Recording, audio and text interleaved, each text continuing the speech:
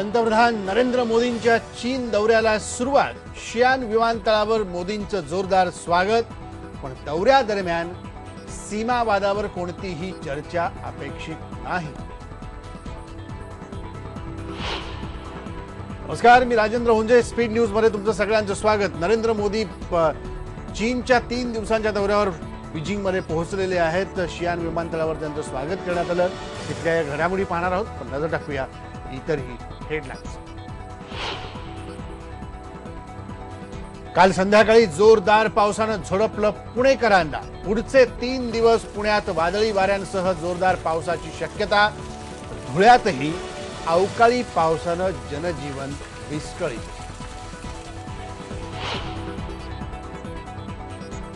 जैतापूर प्रकल्पाला विरोध करण्यासाठी शिवसेनेचे खासदार भेटले पंतप्रधान नरेंद्र मोदींना। आक्षेपांबद्दल तज्ज्ञांकडून सखोल माहिती घेण्याचं आश्वासन। विकासाला विरोध न करण्याचं मोदींचं आवाहन। अनुदानाअभावी स्वयंसेवी संस्थांची 900हून जास्त बालगृह बंद पडण्याची शक्यता। अनुदानाच्या मागणीसाठी संस्था चालकांचं उपोषण। मोदी सरकारचं पहिल्या बजेट अधिवेशनाचं वाजलं सूप। काळ्या पैशांसंबंधी विधेयकाला शेवटच्या दिवशी मंजुरी। मात्र भूसंपादन आणि जीएसटी सारखी महत्वाची विधेयक लांबणीवर। काबूलच्या गेस्ट हाऊसमध्ये झालेल्या हल्ल्यात 5 ठार, 2 भारतीयांचा समावेश। अफगाण पोलीस सूत्रांची माहिती, 54 जणांना सुखरूप बाहेर काढण्यात यश।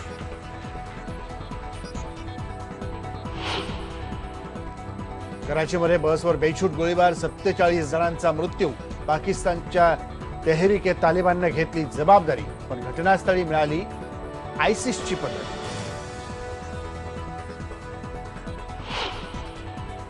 भारत पाकिस्तान क्रिकेट सिरीजसाठी सरकारचा हिरवा कंदील। मात्र पाकिस्तान सोबत क्रिकेट सामने खेळायला शिवसेनेचा विरोध कायम। मॅचेस होऊ न देण्याचा इशारा। पंतप्रधान नरेंद्र मोदी चीनच्या दौऱ्यावर आहेत। ते भारतीय वेळेनुसार पहाटे तिथे पोहोचलेत। संपूर्ण जगाचे या दौऱ्याकडे लक्ष लागलंय। मोदींच्या या दौऱ्यासंदर्भातल्या बातम्या आपण आता सुरुवातीला पाहणार आहोत। पंतप्रधान नरेंद्र मोदी भारतीय वेळेनुसार पहाटे 4च्या सुमारास चीनमध्ये दाखल झाले। त्यांच्या स्वागतासाठी शियान विमानतळावर मोठी गर्दी होती। त्यांच्या स्वागताकरता विमानतळावर नृत्याच्या कार्यक्रमाचं आयोजनही करण्यात आलं होतं। पंतप्रधान नरेंद्र मोदी 3 दिवसांच्या चीनच्या दौऱ्यावर आहेत। या दौऱ्यात ते चीन, मंगोलिया आणि दक्षिण कोरियाला भेट देणार आहेत। चीनच्या दौऱ्यात व्यापारविषयक तब्बल 20 करार होण्याची शक्यता आहे। अनेक वर्ष प्रलंबित असलेल्या सीमावादावर मात्र कुठल्याही मोठ्या निर्णयाची अपेक्षा नाही। सीमा प्रश्न मार्गी लागावा अशी अपेक्षा गृहमंत्री राजनाथ सिंह यांनी व्यक्त केली होती। दोन्ही देशांच्या पंतप्रधानांमध्ये होणाऱ्या चर्चेत हा विषय येईल, पण एका रात्रीत त्यावर तोडगा निघू शकत नाही, असं चीनच्या परराष्ट्र मंत्रालयाच्या प्रवक्त्यांनी म्हटलंय। याशिवाय स्टेपल व्हिसा आणि पाकव्याप्त काश्मीरमध्ये चीन उभारत असलेल्या पायाभूत सुविधा या विषयांवर दोन्ही नेत्यांमध्ये चर्चा होण्याची शक्यता आहे। दोन्ही देशांमध्ये हवाई वाहतूक वाढवण्यावरही भर असेल। याशिवाय प्रांत, शहरं, कौशल्य विकास, आपत्ती व्यवस्थापन, स्मार्ट सिटीज, पर्यटन, खनिज आणि अंतराळ या क्षेत्रांमध्ये सहकार्यावर करार होऊ शकतात। चीन दौऱ्यावर रवाना होण्यापूर्वी पंतप्रधान मोदी यांनी काल चीनी पत्रकारांशी बातचीत केली। हे शतक युद्धाचं नाही, भारत आणि चीनच्या मैत्रीमुळे संपूर्ण आशियाला फायदा होईल, असं ते म्हणाले। या भेटीमुळे दोन्ही देशांमध्ये विश्वास वाढेल, असंही मोदी म्हणाले। दोन्ही देशांमध्ये आर्थिक सहकार्य कसं वाढेल आणि भारताच्या आर्थिक विकासात चीनचा सहभाग वाढेल यावर माझा भर असेल, असंही मोदींनी म्हटलंय। भारत चीन संबंध या शतकातले सर्वात महत्त्वपूर्ण भागीदार असतील, असंही मोदी म्हणाले। पुण्यात राज्यातल्या काही घडामोडींकडे। पुणे शहर परिसरात काल संध्याकाळी सुमारे 6:30 वाजताच्या सुमारास पूर्व मोसमी मुसळधार पावसानं हजेरी लावली। या पावसामुळे पुण्याच्या मुख्य रस्त्यावरती पाणी झालं। पुढचे 3 दिवस वादळी वाऱ्यासह जोरदार पाऊस पडण्याची शक्यताही व्यक्त करण्यात आली आहे। स्कायमेटने ही शक्यता वर्तवली आहे। काल ऑफिसमधून घरी जाण्याच्या वेळेस या पाऊस पडल्यामुळे पुणेकरांचे हाल झाले। या पावसाचा फटका वाहन चालकांना बसलाय। अचानक आलेल्या मुसळधार पावसामुळे ठिकठिकाणी वाहनं अडकून पडलेली होती। काल धुळे शहर परिसरातही वादळी वाऱ्यासह पाऊस पडला, त्यामुळे वातावरणात गारवा निर्माण झालेला आहे. पण या अवकाळी पावसामुळे बळीराजा मात्र चिंतेत पडला. पावसाळ्यात पुरेसा पाऊस येईल का असा प्रश्न त्यांच्यासमोर निर्माण झाला. या पावसामुळे शहरातली वीज व्यवस्था कोलमडली. राज्यात मान्सूनपूर्व कामांना शेतकऱ्यांनी सुरुवात केलेली आहे, पण 5-6 वर्षांपासून सतत दुष्काळाचा सामना केल्यानं शेतकऱ्यांमध्ये उत्साहाचं वातावरण नाहीये. तरीही काही शेतकऱ्यांनी पेरणी आधीच कामं उरकून घेतलेली आहेत. पावसाचा भरोसा नसल्यानं खत बियाणांची खरेदी शेतकऱ्यांनी केलेली नाही आणि खत बियाणं विक्रेत्यांनीही आपल्या दुकानात साठा ठेवलेला नाही. पहिला पाऊस पडल्यानंतरच शेतकरी पेरणी करू शकतील, अन्यथा खरीपाचा हंगाम सुद्धा लांबू शकतो. उन्हाळा संपत आलाय. काही ठिकाणी अवकाळी पाऊसही पडतोय, पण आदिवासी भागात पाण्यासाठी वणवण सुरूच आहे. नाशिक जिल्ह्यात 222 गावं, वाड्या असे मिळून 5 टँकरनं पाणी पुरवठा केला जातोय. तर नद्यांचा तालुका म्हणवणाऱ्या त्र्यंबकेश्वर तालुक्यात 20 गावं आणि वाड्या मिळून फक्त 5 टँकर्स पाणी पुरवठा करतात. रस्ते असलेल्या ठिकाणांपर्यंतही पाणी पुरवठा करण्यात जिल्हा प्रशासन अपयशी ठरलंय. गावापासून 2 किलोमीटर लांब पायपीट करून गढूळ पाणी पिण्याची वेळ बर्डेची वाडी गावातल्या आदिवासींवर आली आहे. पाण्याच्या शोधात लहान थोरांची पायपीट संपूर्ण उन्हाळ्याभर सुरूच असते. डोंगर कपाऱ्या पार करत, खडतर पायवाट पार करत पाण्याचा शोध घ्यावा लागतो. ज्या डबक्यात जनावरं पाणी पितात असं गढूळ दूषित पाणी पिण्याची वेळ इथल्या नागरिकांवर आली. ठाण्यात काँग्रेस पदाधिकाऱ्यांच्या कुटुंबियांच्या आडकाठीमुळे 27 कुटुंबांना गेला महिनाभर टँकरचं पाणी प्यावं लागतंय. ठाणे महापालिकेचं मुख्यालय असलेल्या 5 पाखाडी परिसरातल्या अहिल्यादेवी परदेशी चाळीत हा प्रकार घडतोय. या रहिवाशांना कर भरूनही नळ जोडणी मिळत नाहीये. रहिवाशांच्या म्हणण्यानुसार याच परिसरात राहणारे तिवारी बंधू वीज मीटर किंवा नळ जोडणी घेण्यात अडथळे निर्माण करतात. स्थानिक सेना नगरसेवकांनाही हे भाऊ जुमानत नाहीयेत. पीडित स्थानिकांनी याबाबत नौपाडा पोलिसात गुन्हा दाखल करून थेट मुख्यमंत्र्यांकडे दाद मागितली. जैतापूर प्रकल्पासंबंधी शिवसेना खासदारांनी काल पंतप्रधान नरेंद्र मोदी यांची भेट घेतली. यावेळी विकासाला विरोध करू नका असा सल्ला पंतप्रधानांनी सेनेच्या खासदारांना दिला. अशा प्रकल्पांमधून मोठी गुंतवणूक होते, विभागाचा विकास होतो असंही पंतप्रधानांनी म्हटलंय. उदाहरण म्हणून गुजरातमधल्या मेहसाणा जिल्ह्यातल्या एका प्रकल्पाचा दाखला पंतप्रधानांनी या खासदारांना दिला, अशी माहिती ही सूत्रांनी दिली. मी संशोधक नाही, तुमचे आक्षेप मी संशोधक मंडळाला पाठवतो असंही आश्वासन पंतप्रधानांनी शिवसेनेच्या खासदारांना दिलं. महायुतीतून बाहेर पडण्याचा इशारा दिल्यानंतर अखेर स्वाभिमानी शेतकरी संघटनेला लाल दिवा मिळालाय. संघटनेचे विदर्भातले नेते आणि युवा प्रदेश अध्यक्ष रविकांत तुपकर यांना यंत्रमाग विकास महामंडळाचं अध्यक्षपद देण्यात आलंय. पण संघटनेचे प्रदेश अध्यक्ष सदाभाऊ खोत यांचं काय असा प्रश्न अनुत्तरितच राहतोय. त्यांची लाल दिव्याची संधी पुन्हा हुकली आहे. म्हणूनच त्यांची लाल दिव्याची संधी नेमकी कोणी हुकवली याची ही खमंग चर्चा या निमित्तानं सुरू झाली आहे. सूत्रांच्या माहितीनुसार आगामी मंत्रिमंडळ विस्तारात स्वाभिमानीला एखादं राज्यमंत्रीपद दिलं जाईल असं आश्वासन दिल्याचं कळतंय. पण हे मंत्रिपद खरंच मिळणार का याबाबत कोणीच खात्री देऊ शकत नाही. म्हणूनच भाजपनं तुपकरांना लाल दिवा देऊन स्वाभिमानी संघटनेत वाद वाढवला नाही ना अशी चर्चा सुरू झाली. मुंबई बँकेच्या अध्यक्षपदी प्रवीण दरेकर आणि उपाध्यक्षपदी पुरुषोत्तम दळवी यांची बिनविरोध निवड करण्यात आलेली आहे. काल झालेल्या निवडणुकीच्या निमित्तानं सहकार पॅनल आणि शिवप्रेरणा पॅनल पुन्हा एकदा आमने सामने आले. प्रवीण दरेकर हे मुंबई बँकेचे संचालक म्हणून काम करण्यास अपात्र ठरलेले आहेत असा आक्षेप शिवप्रेरणा पॅनलच्या कडून घेण्यात आला. पण निवडणूक निर्णय अधिकाऱ्यांनी मात्र अशा आदेशाची प्रत प्राप्त न झाल्याचं सांगून शिवप्रेरणा पॅनलचा आक्षेप फेटाळला. त्यामुळे शिवप्रेरणा पॅनल तटस्थ राहिलं. या विरोधात शिवप्रेरणा पॅनल आता कोर्टात जाणार. राज्यातल्या जवळपास 990 स्वयंसेवी संस्थांची बालगृहे यंदाच्या वर्षापासून बंद होण्याची वेळ येऊ शकते. या संस्थांचं गेल्या 2 वर्षांपासूनचं अनुदानच दिलं गेलं नाहीये. या विरोधात दाद मागण्यासाठी पुण्यामध्ये संस्था चालकांनी उपोषणाला सुरुवात केली. 2009च्या शिक्षण हक्क कायद्यानुसार मुलांना शाळेत प्रवेश मिळत नसल्यानं संतप्त पालकांनी नागपूर जिल्हा परिषदेच्या शिक्षणाधिकाऱ्यांना घेराव घातला. अनेक प्रसिद्ध शाळा उच्च उत्पन्न गटातल्या पालकांच्या मुलांनाही आरटीई अंतर्गत प्रवेश देत असल्याचा आरोप या पालकांनी केलाय. अर्ज भरण्याची कालची शेवटची तारीख होती. ही तारीख निघून गेल्यावर प्रवेश कसा मिळवणार असा सवाल त्यांनी उपस्थित केला. दूध दराची समस्या गंभीर झाल्यानं शेतकरी संघटनेनं मंगळवारी जिल्हाधिकारी कार्यालयावर मोर्चा काढला। यावेळी आंदोलकांनी 1 जून पासून बेमुदत दूध रोको आंदोलनाचा इशारा दिला। पशुखाद्याच्या किमती मोठ्या प्रमाणात वाढल्या आहेत, मात्र त्या प्रमाणात शेतकऱ्यांना दर मिळत नाही असं शेतकरी संघटनेनं म्हटलंय।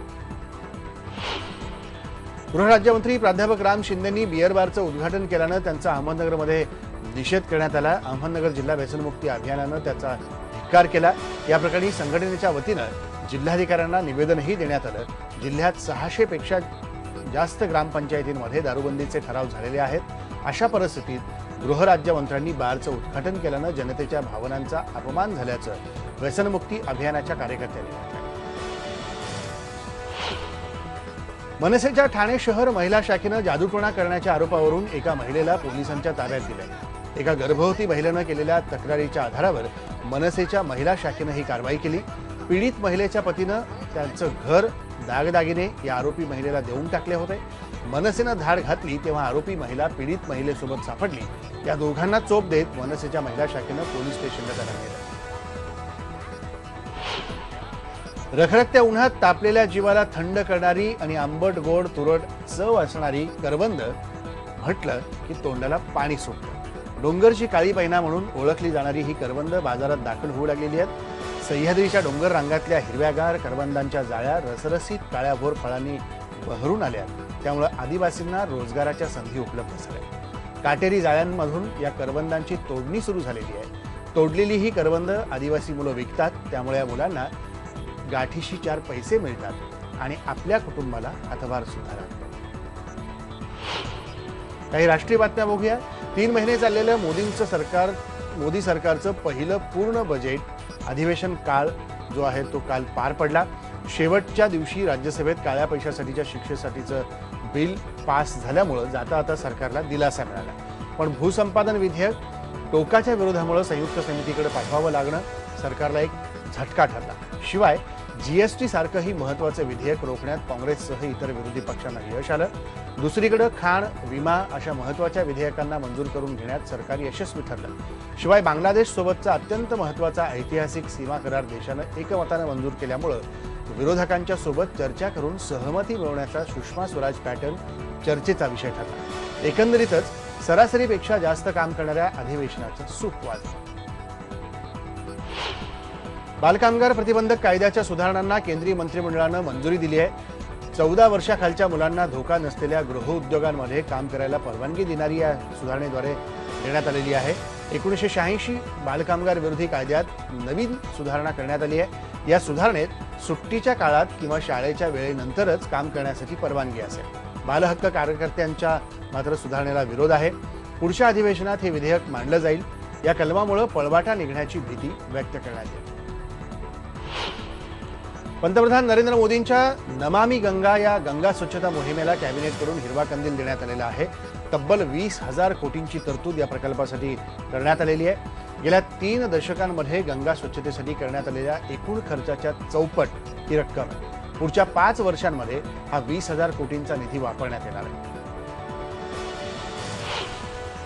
सरकारी जाहिराती आणि होर्डिंगबाबत सुप्रीम कोर्टानं महत्त्वाचा निर्णय दिलाय। सुप्रीम कोर्टानं काही मार्गदर्शक तत्व आखून दिलेली आहेत। त्यानुसार सरकारी जाहिरातींमध्ये राजकीय नेते, मंत्री आणि अधिकाऱ्यांची छायाचित्र छापायला मनाई करण्यात आली आहे। महात्मा गांधी, राष्ट्रपती, पंतप्रधान, सरन्यायाधीश यांचीच छायाचित्र छापता येणार आहेत।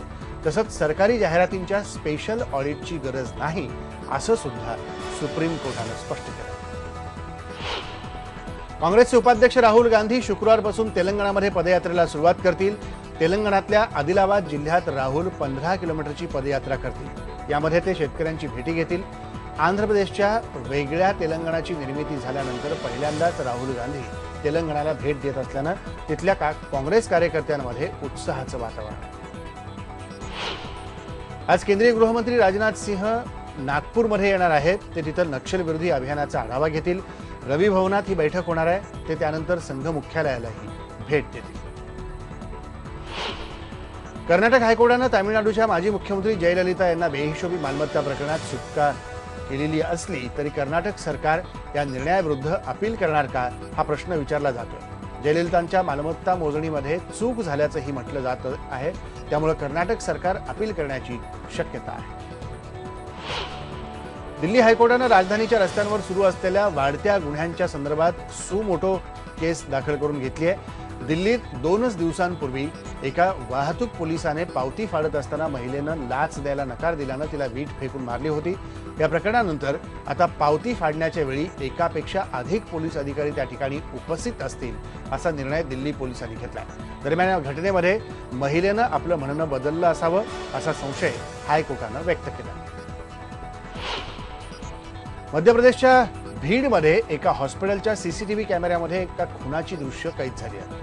विमलेश नावाच्या व्यक्तीची हत्या करण्यात आली आहे. या दृश्यांमध्ये आपण पाहू शकतोय की विमलेश धावत येतो, त्याच्या मागे एक व्यक्ती बंदूक घेऊन धावत येताना दिसते. हे पाहून विमलेशने काचेचा दरवाजा बंद केला, पण त्याच्यावर गोळ्या झाडण्यात आल्या. विमलेश खाली कोसळल्यावर सुद्धा बंदूकधारी व्यक्तीने त्याच्यावर पुन्हा एकदा गोळी झाडली.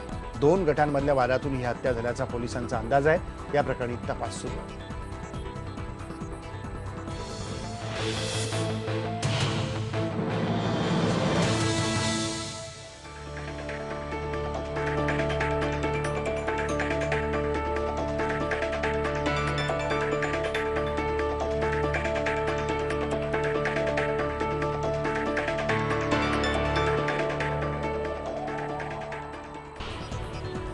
अफगाणिस्तानच्या काबूलमध्ये एका गेस्ट हाऊसवर हल्ला करण्यात आला. पार्क पॅलेस या गेस्ट हाऊसवर हा हल्ला झाला. त्यात 2 भारतीयांचा मृत्यू झाल्याची भीती भारतीय दूतावासाच्या अधिकाऱ्यांकडून व्यक्त करण्यात येते. या गेस्ट हाऊसमध्ये परदेशी व्यक्तींचा वावर सर्वाधिक असतो. 4 बंदूकधारी व्यक्ती या गेस्ट हाऊसमध्ये घुसल्या. या हल्ल्यात 5 जण ठार तर 6 जण जखमी झालेत. इतर 54 जणांची सुटका करण्यात आली. या गेस्ट हाऊसमध्ये गाण्याच्या कार्यक्रमांचं आयोजन करण्यात आलं होतं. त्यासाठी अनेक महत्त्वाच्या व्यक्ती उपस्थित होत्या. या हल्ल्याची जबाबदारी अद्याप कोणी स्वीकारलेली नसली तरी हा हल्ला तालिबाननंच केल्याची शक्यता आहे. पाकिस्तानची आर्थिक राजधानी असणाऱ्या कराचीमध्ये दहशतवाद्यांनी काल एका बसवर हल्ला केला. त्यात 47 जणांचा मृत्यू झाला तर 13 जण जखमी झाले. 3 ते 4 बाईक्सवरून आलेल्या 6 बंदूकधाऱ्यांनी एका प्रवासी बसमध्ये घुसून प्रवाशांवर गोळीबार केला. 9 mm पिस्तुलं आणि लाईट मशीन गन्सनं हा गोळीबार केला गेला. बसच्या बाहेरच्या बाजूला एकही गोळीची खूण नाही, त्यामुळे गोळीबार आतमध्येच झाला हे सिद्ध होतं. तेहरीक-ए-तालिबान पाकिस्तानातील या दहशतवादी संघटनेने हल्ल्याची जबाबदारी घेतली आहे. इस्माइली पंथाला टार्गेट करणं हा दहशतवाद्यांचा हेतू होता अशी प्राथमिक माहिती आहे. इस्माइली हा शिया पंथातलाच एक पंथ आहे. पाकिस्तानात शिया हे अल्पसंख्याक आहेत आणि शिया पंथ हा गेली अनेक वर्ष दहशतवाद्यांच्या रडारवर आहे. पाकिस्तानात सुन्नी मुसलमान हे बहुसंख्यीय आहेत. सुन्नी राष्ट्रवाद हा तेहरीक-ए-तालिबानच्या विचारसरणीचा एक भाग आहे. पाकिस्तानात अलीकडच्या काळात पंथीय हिंसेत खूप वाढ झाली आहे. अहमदी पंथ, इस्माइली पंथ आणि ख्रिश्चन नागरिकांवर हल्ले खूप वाढलेले आहेत. अमेरिकेच्या फौजांनी केलेल्या हल्ल्यामध्ये आयसिसचा 2ऱ्या क्रमांकाचा म्होरक्या ठार झाल्याचा दावा इराक सरकारनं केलाय. अबू अला अल आफ्री असं त्याचं नाव आहे. अमेरिकेच्या हवाई हल्ल्यात तो ठार झाल्याचं इराकी सरकारनं म्हटलंय. पण अमेरिकेनं मात्र असा कोणताही हवाई हल्ला केला नसल्याचा दावा केलाय. ताल अफ्रमधल्या एका मशिदीत मुसलमान राष्ट्रांमधल्या जिहादी गटांची बैठक होती. त्यावेळी हा हल्ला केल्याचं इराक सरकारनं म्हटलं होतं. येमेनमधल्या युद्धपीडित नागरिकांसाठी आता विविध देशांमधून मदतीचा ओघ सुरू झालाय. 5 दिवसांसाठी येमेनमध्ये संचारबंदी लागू करण्यात आली आहे. बंडखोरांवर नियंत्रण मिळवण्यासाठी येमेनवर सौदी अरेबियाकडून गेले सुमारे 7 आठवडे हवाई हल्ले सुरू होते. संचारबंदी लागू झाल्यानंतर बंडखोरांच्या ताब्यात असलेल्या उत्तर येमेनमधून झाझान आणि नाजरांवर रॉकेट हल्ले करण्यात आल्याचं सौदी संरक्षण अधिकाऱ्यांनी म्हटलंय. संचारबंदी लागू झाल्यानंतर काही ठिकाणी हल्ल्याच्या घटना घडल्याचं अमेरिकेच्या परराष्ट्र खात्याकडून सांगण्यात आलं. नेपाळमध्ये मंगळवारीही पुन्हा भूकंप झाला होता. या भूकंपातल्या बळींची संख्या आता 94वर पोहोचली आहे तर 1200हून अधिक जण जखमी आहेत. तिबेटमधला हा भूस्खलनाचा व्हिडिओ जो आहे तो आपण पाहू शकतो की नेपाळला वारंवार बसणाऱ्या या धक्क्यांमुळे तिथे भीतीचं वातावरण कायम आहे. क्रीडा क्षेत्रातल्या काही बातम्या बघूया. भारत आणि पाकिस्तानमधली सिरीज ही दुसऱ्या कुठल्या सिरीज एवढी साधी नाही. भारत आणि पाकिस्तानमधल्या मॅचला क्रिकेट फॅन्सची तुफान गर्दी होते. पण भारत आणि पाकिस्तानमधले तणावाचे संबंध पाहता या सिरीजमध्ये बऱ्याच अडचणी येत असतात. यावेळी मात्र पाकिस्ताननं भारताच्या टीमला या सिरीजसाठी आमंत्रण दिलंय आणि भारत सरकारनंही त्याला हिरवा कंदील दिलाय. पण शिवसेनेनं मात्र आपल्या भूमिकेवर कायम राहत या सिरीजला विरोध केला। पाकिस्तान क्रिकेट बोर्डाचे अध्यक्ष शहरयार खान हे गेल्या आठवड्यात भारतामध्ये तळ ठोकून होते। भारत आणि पाकिस्तानमध्ये डिसेंबर महिन्यात सिरीज आयोजित करण्यासाठी पाकिस्तान क्रिकेट बोर्ड प्रयत्न करत आहे। किंग्ज 11 पंजाबनं रॉयल चॅलेंजर्स बंगळुरूला 22 रन्सनं हरवलंय। काल पाऊस पडल्यानं डकवर्थ लुईस पद्धतीचा वापर करून हा निर्णय घेण्यात आला। पंजाबनं दिलेल्या 10 ओव्हर्समध्ये 107 रन्सच्या टार्गेटचा पाठलाग करताना बंगळुरूला फक्त 86 रन्स करता आले। बार्सिलोनानं चॅम्पियन्स लीगच्या फायनलमध्ये आपलं स्थान पक्क केलंय। बायर्न म्युनिकला 5-3 असं हरवत 2011 नंतर पहिल्यांदाच बार्सिलोना टीम फायनलमध्ये दाखल झाली आहे। पहिल्या सत्रात म्युनिकची टीम 3-0 पिछाडीवर गेली, त्यानंतर त्यांना पुढे जाता आलं नाही। सानिया मिर्झानं मार्टिना हिंगिसच्या साथीनं खेळताना रोम मास्टर्स टेनिस स्पर्धेत महिला दुहेरीच्या क्वार्टर फायनलमध्ये प्रवेश केला। सानिया मार्टिना जोडीनं दुसऱ्या फेरीत रोमानियाच्या इरिना कॅमिलिया बेगो आणि मोनिका निकोलेस्कू या जोडीवर 6-4, 6-1 अशी मात केली। सानिया मार्टिना या जोडीला या स्पर्धेत अव्वल मानांकन आहे। भारतामध्ये सर्वसामान्यांच्या हातात मोबाईल आले तेव्हा त्या हँडसेटमध्ये स्नेक क्लासिक नावाचा गेम होता। जुने मोबाईल बाद झाले आणि त्यांच्याबरोबर हा गेमही। आता पुन्हा तब्बल 18 वर्षांनी हा गेम स्मार्टफोन्सवर उपलब्ध होणार आहे। जुन्या नोकियाच्या मोबाईल्समध्ये हा गेम हमखास बघायला मिळायचा। हा गेम तत्कालीन मोबाईल युजर्समध्ये लोकप्रिय होता, त्याचंच आता पुनरुज्जीवन करण्यात येत आहे। हा गेम अँड्रॉइड, ॲपल आणि विंडोज फोनवर आजपासून उपलब्ध होईल।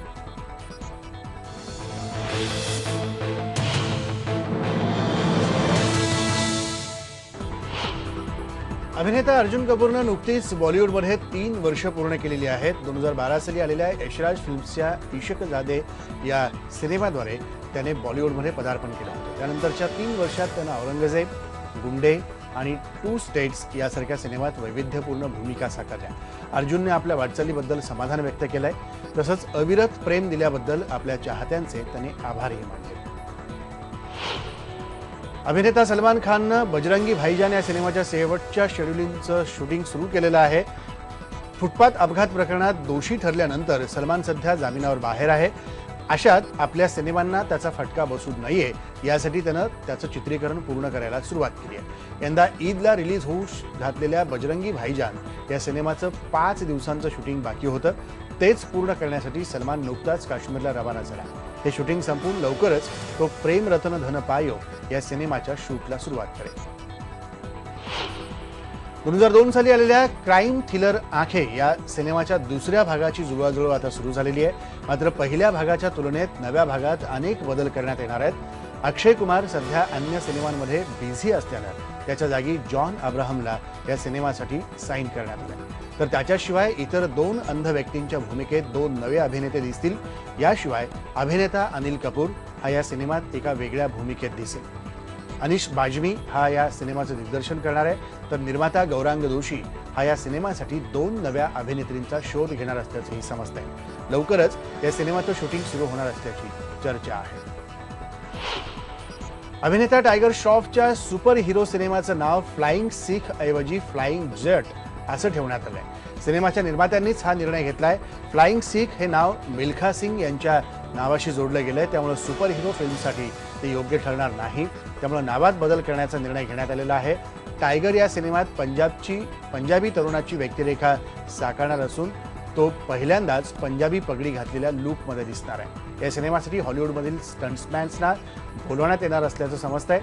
बॅटमॅन किंवा स्पायडरमॅन स्टाईल स्टंट्स या सिनेमात पाहायला मिळतील असं दिग्दर्शक रेमो डिसूझानं स्पष्ट केलं। न्यूयॉर्क इंडियन फिल्म फेस्टिवलमध्ये अभिनेता नवाजुद्दीन सिद्दीकीला त्याच्या हरामखोर या सिनेमातल्या भूमिकेसाठी सर्वोत्कृष्ट अभिनेत्याच्या पुरस्कारानं गौरवण्यात आलंय। एवढ्या मोठ्या फेस्टिवलमध्ये मिळालेल्या पुरस्कारानं आपण पुरते भारावून गेलो असल्याचं त्यानं म्हटलंय। या सिनेमात नवाज एका लग्न झालेल्या शिक्षकाच्या भूमिकेत आहे, जो आपल्या विद्यार्थिनीच्या प्रेमात पडतो। त्या विद्यार्थिनीची भूमिका श्वेता त्रिपाठीनं साकारली। मल्लिका शेरावत म्हणजे कान फिल्म फेस्टिवलमध्ये दरवर्षी दिसणारी भारतीय अभिनेत्री। यावर्षीही ती या फेस्टिवलमध्ये सहभागी होणार आहे। फिक्की आणि माहिती आणि प्रसारण मंत्रालयानं आयोजित केलेल्या या चर्चासत्रात ती खास पाहुणी म्हणून सहभागी होणार आहे। या चर्चासत्रात परदेशी निर्मात्यांना भारतात चित्रीकरण करण्यासाठी प्रोत्साहन देण्याबाबत चर्चा करण्यात येईल। या चर्चेत मल्लिकाही आपले विचार मांडणार असल्याचं तिनं ट्विटरद्वारे स्पष्ट केलं। बॉलिवूडमधून हॉलिवूडपर्यंतचा प्रवास केलेल्या 2 अभिनेत्यांमध्ये तुलना होणं साहजिकच आहे, मात्र इरफान खानला ते अजिबात पसंत नाही। स्लमडॉग मिलेनियर या सिनेमाद्वारे तो आणि अनिल कपूर हे दोघेही एकाच वेळी आंतरराष्ट्रीय पातळीवर नावाजले गेले। त्यानंतर या दोघांनाही हॉलिवूड सिनेमांच्या ऑफर्स यायला लागल्या आणि त्यामुळेच त्यांच्यात तुलनाही सुरू झाली। मात्र इरफान खानला ही तुलना अजिबात मान्य नाही। इतकी वर्ष बॉलिवूडमध्ये कार्यरत असलेल्या अनिल कपूर सारख्या मोठ्या अभिनेत्याशी आपली तुलना करणं सर्वस्वी चुकीचं असल्याचं मत त्यानं व्यक्त केलं आहे। अभिनेते अनुपम खेर लवकरच अमेरिकन टीव्ही शो सेन्स8 मध्ये काम करताना आपल्याला दिसणार आहेत। ही एक नेट सिरीज असून नेटफ्लिक्सवर ही मालिका येत्या 5 जून पासून प्रसारित होणार आहे। या मालिकेचा ट्रेलर नुकताच अनुपम यांनी त्यांच्या ट्विटर अकाउंटवरून शेअर केला। या मालिकेत काम करण्याची संधी मिळाल्याबद्दल आपण फार आनंदी असल्याचं त्यांनी म्हटलंय। त्यांच्याशिवाय ब्रॅड स्मिथ, अमल अमीन यांच्याही या मालिकेत महत्त्वाच्या भूमिका आहेत। अनिल कपूर आणि प्रियंका चोप्रा पाठोपाठ अनुपम हे अमेरिकन टीव्ही सिरियलमध्ये काम करणारे 3रे बॉलिवूड कलाकार आहेत।